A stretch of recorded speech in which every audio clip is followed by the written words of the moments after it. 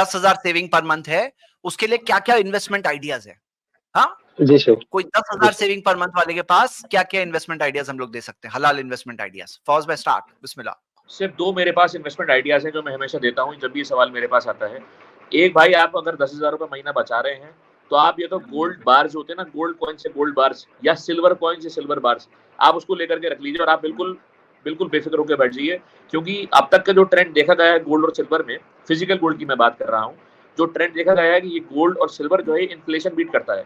Inflation यानी कि महंगाई की जो दर है वो तकरीबन 6% के आसपास रहती है। इनका जो ग्रोथ रेट है यानी कि जो इनकी वैल्यू इंक्रीमेंट है ये तकरीबन इन्फ्लेशन के ऊपर रहती है। तो आपका पैसा डिफ्लेट नहीं हो पाएगा। आपका पैसा ये नहीं कि आज का आपका 100 रुपया और 10 साल के बाद का 100 रुपया यकीनी तौर पे बराबर नहीं है।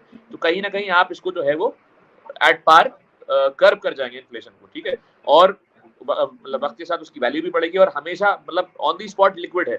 कभी भी आप उसको जाएं ज्वेलर की शॉप पे और आप हाथ के हाथ उसको हाथ बदले हाथ आप उसको पैसा ले लें। तो बेस्ट इन्वेस्टमेंट मेरे लिहाज से फिजिकल गोल्ड, गिन्नी या बार या coins, silver, physical gold, coins या बार, मेरे हिसाब से बेस्ट ऑप्शन ये है। अदरवाइज मैंने जहां तक देखा है कुछ ऑप्शंस हैं वो कि सूदी ऑप्शंस है, उसको मैं कभी रिकमेंड नहीं करता। कुछ ऑप्शंस है वहां पर अनसर्टेनिटी बहुत है, वोलेटिलिटी बहुत है, अनसर्टेन है बहुत ज्यादा कि पैसा रहेगा, डूबेगा, बढ़ेगा। तो इसलिए to be very very sure on this, to be very conservative on this, बहुत ज्यादा एहतियात बरतते हुए मैं आपको जो है ये 2 राय दूंगा कि ये तो गोल्ड या सिल्वर में आप जो है इन्वेस्टमेंट करें। जब एक आपकी बड़ी कॉर्पस मौजूद हो जाए तो फिर आप उसे रियल एस्टेट में जो है वो लगा सकते हैं इंशाल्लाह। जी जैद भाई आप बताएं। बहुत माशाल्लाह, वेरी गुड माशाल्लाह। तो फौज भाई ने कुछ चीजें बताई है और मैं आपको कुछ और चीजें बताता हूँ। देखिए सबसे पहले आप इन्वेस्टमेंट करने के लिए एक तो गोल्ड इन्वेस्टमेंट फौज भाई ने बताया कि आप गोल्ड इन्वेस्टमेंट कर सकते हैं। हलाल स्टॉक्स जो होते हैं, मैं उसका अभी एक पावर पॉइंट बताने वाला हूँ। हलाल स्टॉक्स में आप इन्वेस्ट कर सकते हैं, शरिया कंप्लायंट देख करके उसमें इन्वेस्ट कर सकते हैं। एक तीसरी पॉसिबिलिटी है रियल एस्टेट का। आप कौन से शहर में हैं? फिलहाल अभी तो मैं दिल्ली, लेकिन इंशाल्लाह 1 महीने बाद मैं मुंबई में जाऊंगा।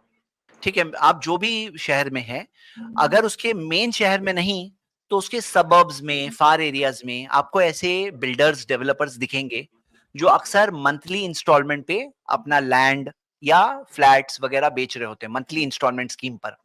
वो जैसे मिसाल के तौर पे मेन सिटी में तो लोग प्राइसेस होते हैं, डिमांड होता है, लेकिन जहां पे सबर्ब्स में जाते हैं, फार ऑफ सबर्ब्स में जाते हैं, तो वहां पे सिचुएशन क्या होती है, वहां पे लोग फ्यूचर के हिसाब से इन्वेस्ट कर रहे होते हैं। तो वहां के जो डेवलपर्स होते हैं वो इन्वेस्टमेंट यानी कि इंस्टॉलमेंट्स बेसिस पर, अगर कोई डेवलपर खुद दे रहा है तो वो हलाल है, वो ले सकते हैं उसके अंदर। हाँ बैंक दे रही है तो नहीं ले सकते। डेवलपर खुद दे रहा है तो उसको इंस्टॉलमेंट के साथ में 10,000 आप जैसे बता रहे हैं ना, देकर आपकी एक प्रॉपर्टी बन जाएगी। इंस्टॉलमेंट स्कीम से आप आहिस्ता आहिस्ता करके खरीद सकते हैं, ये भी एक ऑप्शन है। इसके अंदर ये भी हो सकता है कि कोई ऐसा बिजनेस ढूंढो जिसके अंदर आप 10,000 करके आप इन्वेस्ट कर रहे हो अलग अलग बिजनेसेस में। जैसे आपने छोटे छोटे बिजनेसेस होते हैं, आप जैसे छोटे छोटे जो ट्रेडर्स को देखोगे स्टॉल्स लगाते हैं, और उनका अगर मान लो उनको और 10,000 मिलेगा, वो एक और स्टॉल लगा लेंगे और उसके अंदर पार्टनरशिप अपनी कर सकते हो। स्लीपिंग पार्टनर आप होंगे, हर चीज नहीं दौड़ेगी, कोई चीज फास्ट दौड़ेगी, कोई चीज स्लो दौड़ेगी। या मान लीजिए मिसाल के तौर पे कमोडिटी मार्केट में, कमोडिटी मार्केट में कुछ हलाल कमोडिटीज आप ले सकते हो, एग्रीकल्चरल गुड्स होते हैं या फिर मान लो कि कुछ मेटल्स होते हैं, वो लेकर लेकिन पोजेशन लेने के बाद बेच सकते हो आप। तो कमोडिटी ट्रेडिंग के अंदर भी 10,000 आप इन्वेस्ट कर सकते हो कमोडिटी मार्केट के अंदर। और इसके अंदर मिसाल के तौर पर कुछ ऐसे इन्वेस्टमेंट आइडियाज होती है कि मान लो मिसाल के तौर पे कुछ चैरिटी बेस्ड इन्वेस्टमेंट्स होते हैं। हाँ चैरिटी बेस्ड इन्वेस्टमेंट्स होते हैं जिसके अंदर कोई चीज होती है, जैसे स्कूल कोई रन कर रहा है या फिर हॉस्पिटल रन कर रहे हैं, उसके अंदर कुछ इन्वेस्टमेंट। एक्चुअली हमारे पास ऐसे बहुत ज्यादा मॉडल्स रेडी होकर होते नहीं है, हमारे पास होने चाहिए हलाल ऐसे मॉडल्स। एक्चुअली सबसे बेस्ट चीज क्या होती है ना, कि हमारे पास पीयर टू पीयर, मतलब peer to peer lending structure होना चाहिए। मैं कई बार मेरे कई लेक्चर्स में ये बात बोल चुका हूं कि हमारे पास हमारा खुद एक छोटे छोटे हमारे पास ये होने चाहिए, क्या कहेंगे इसको, बिजनेस प्रमोशन के लिए हमारे पास ऐसे ये मान लीजिए ऐसी ऐसी बॉडीज होनी चाहिए जो बिजनेस प्रमोशन के लिए, क्या कहेंगे फौज भाई इसको, मेरे जहन से वर्ड निकल गया। हाँ मतलब कुछ इस तरह की हमारे पास बॉडीज हो जो फैसिलिटेट करे। एक्चुअली क्या होता है ना, कहानी कैसी कैसी चलती है मैं बताता हूँ। कहानी ऐसी होती है ना, एक आदमी पैसे लगाया और दूसरा आदमी उसका पैसे लेके भाग गया, और फिर उसकी हिम्मत टूट जाती पहले वाले की, और इसके बाद में वो किसी और के ऊपर भरोसा नहीं करता है, ऐसे सब होने लगता है। तो इसके अंदर होना क्या चाहिए, हमें ऊँट को बाँधना भी चाहिए। और मैं ऐसा कहता हूँ कि एक आदमी खुद उस तरह से रूल्स अप्लाई नहीं कर पाएगा। तो क्या होता है कि एक बॉडी हो, जो यहाँ पे इनको पैसों की ज़रूरत है, इनको पैसे इनके पास है।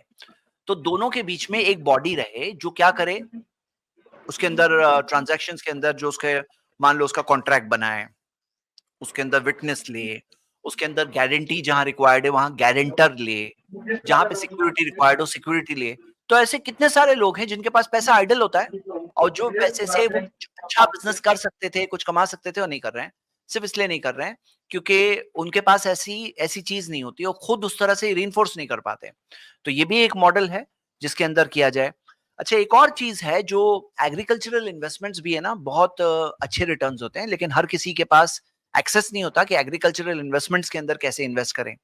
एक और चीज़ पॉसिबिलिटी है कि छोटी-मोटी कोई प्रॉपर्टी लेकर उसको रेंट पे दिया जाए, वो रेंटल इनकम हो और छोटी-मोटी चीज़ कोई हो। ये हंड्रेड्स ऑफ आइडियाज़ है, उसमें से आदमी देखे कि कौन-सी बेस्ट आइडियाज़ है और वो देख कर के फॉरेन एक्सचेंज में इन्वेस्ट कर सकते हैं। फॉरेन एक्सचेंज के अंदर लेकर के फॉरेन एक्सचेंज रख लो जितना अलाउड। फवाज़ भाई लीगली ज़रा बताओ कितना फॉरेन एक्सचेंज लेके रख सकता है कोई इंसान? क्या है उसकी लिमिट? असल में अलग-अलग चीज़ है, इंडिया में आने के लिए अलग है और इंडिया से फॉरेक्स, बाहर जाने के लिए अलग है। तो इस एक हाँ, स्पेसिफिक मैं मतलब आपको लिमिट नहीं बता सकता अभी, बट हाँ, अंदर ही उसमें अंदर अलग-अलग फॉरेक्स खरीद के अगर कोई रख रहा है, फॉरेक्स का पर्टिकुलर कोई डॉलर के प्राइस अगर बढ़ रहे हैं या समथिंग, वो जो जायज़ दायरे में कुछ कर सकता है इंसान।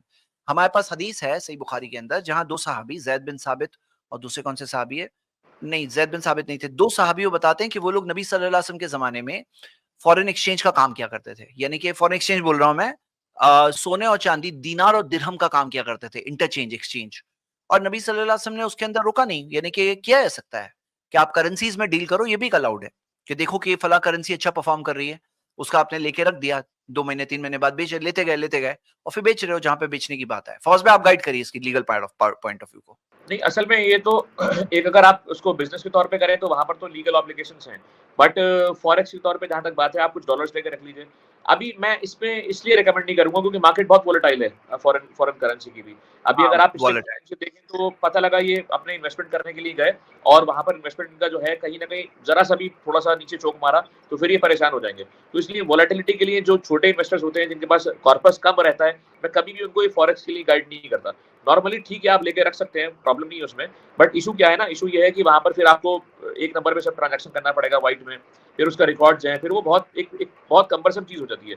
अनलेस कि अगर आप कोई फॉरेक्स डीलर हो, it is okay, it is good, but as far as investment is concerned, I would not recommend forex to be as a source of investment या as a point of consumption to be on investment. जी। एक और idea है जो crowd funding है ना, crowd funding, उसके अंदर क्राउड इन्वेस्टिंग भी होती है।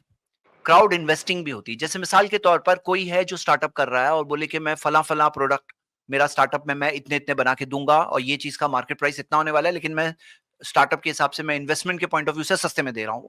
ये चीज़ फवाज़ भाई थोड़ा आप अगर इसको भी एक्सप्लेन करें अगर, क्राउड इन्वेस्टिंग, जी, इसमें इसमें क्योंकि ये भी इसमें एक मैं अच्छी एक चीज़ है। जी, इसमें असल में एक 2 चीज़ें हैं, एक रियल एस्टेट ट्रस्ट करके है और एक बिज़नेस ट्रस्ट करके है, जो गवर्नमेंट ऑफ इंडिया ने अभी लॉन्च भी किया है। मैं थोड़ा उसी के बारे में एक बार पढ़ लूँगा, इंशाल्लाह हम लोग नेक्स्ट वीक में उसको डिस्कस कर लेंगे, कि वहाँ पर कुछ एक प्रॉपर्टीज़ हैं, जहाँ पर छोटे-छोटे इन्वेस्टमेंट वो लोग माँगते हैं और जो उसकी रेंटल यील्ड्स आती हैं, उससे उनको जितना जिसका इन्वेस्टमेंट है, उसके प्रोपोर्शन में उसको वापस कर देते हैं। सिमिलरली स्टार्टअप फंड जो होता है, गवर्नमेंट का एक स्टार्टअप फंड भी है, तो वहाँ पर भी वो लोग इन्वेस्टमेंट माँगते हैं, स्टार्टअप का जैसे-जैसे मुनाफ़ा होता रहता है, जो जो उसके स्टेक होल्डर्स हैं, उसको उसी प्रोपोर्शन में वो पैसा वापस करते हैं इन्वेस्टमेंट का जो आरओआई होता है। तो इस बारे में मैं थोड़ा-सा एक बार एक आर्टिकल पढ़ रहा था, मुझे और उसमें थोड़ा-सा क्लैरिफिकेशन चाहिए, बट हाँ, ये पॉसिबिलिटी है इंडिया में, ये मैं आपको बात बता दूँ। थोड़ा-सा मैं एक बार इसको और समराइज़ कर लूँ अपने ज़हन में, फिर मैं इंशाल्लाह इस पे डिस्कस करूँगा इंशाल्लाह। जी, आदमी एंजेल रियल इन्वेस्टर के तौर रियल पे कोई एस्टेट हलाल। रियल एस्टेट हाँ, हाँ। Investment trust real estate investment trust करके इसका है, REIT। तो आप लोग गूगल भी कर सकते हैं, रियल ये है क्या चीज़, REIT, real estate investment trust, ठीक है? जी। अब जैसे मिसाल के तौर पे जो ग्रो करना है कुछ फार्म प्रोडक्ट्स, कुछ मशरूम की का जो बिजनेस है मशरूम का, मान लो कि कोई करने तैयार है, जगह है, आपके पास पैसा है, आप पैसा इन्वेस्ट कर दीजिए कि भाई मशरूम ग्रो करो। मशरूम के परचेज करने का बहुत अच्छा, उसका एक ऑनलाइन ऑर्गेनिक फार्मिंग का एक बहुत अच्छा बिजनेस होता है, उसका प्रॉफिट भी बहुत अच्छा है। अगर आप ऑनलाइन भी एक वर्कशॉप अटेंड करो, आपको उसकी आइडिया होगी कि भाई ऑर्गेनिक फार्मिंग का कितना अच्छा बिजनेस है। और इसके अंदर बहुत सारी चीजें हैं जिसके अंदर कोई भी हलाल बिजनेस स्टार्ट कर रहा है, आप उसके अंदर एक छोटा इन्वेस्टमेंट करके कर सकते हैं।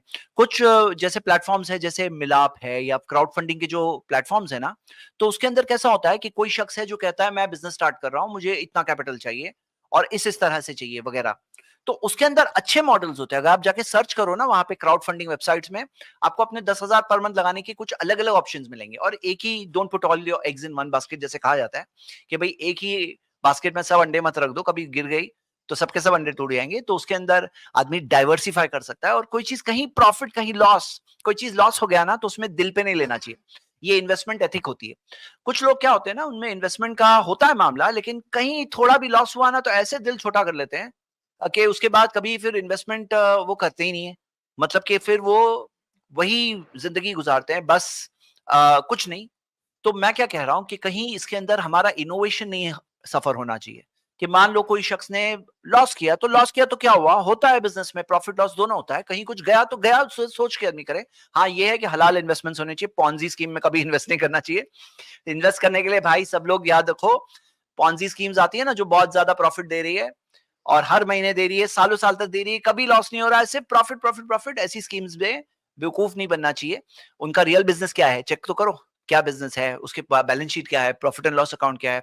लोग आंखें बंद करके सिर्फ प्रॉफिट देख करके इन्वेस्ट करते हैं, और प्रॉफिट मिल रहा है कहां से मिल रहा है, आसमान से उतर रहा है, कहां से आ रहा है, ये सब कोई नहीं चेक करता है। ये सब भी प्रॉब्लम्स है, इससे भी बचना चाहिए। तो चलो कुछ बातें आ गई, उम्मीद करता हूँ आपको कुछ तो आइडिया मिली होगी इंशाल्लाह।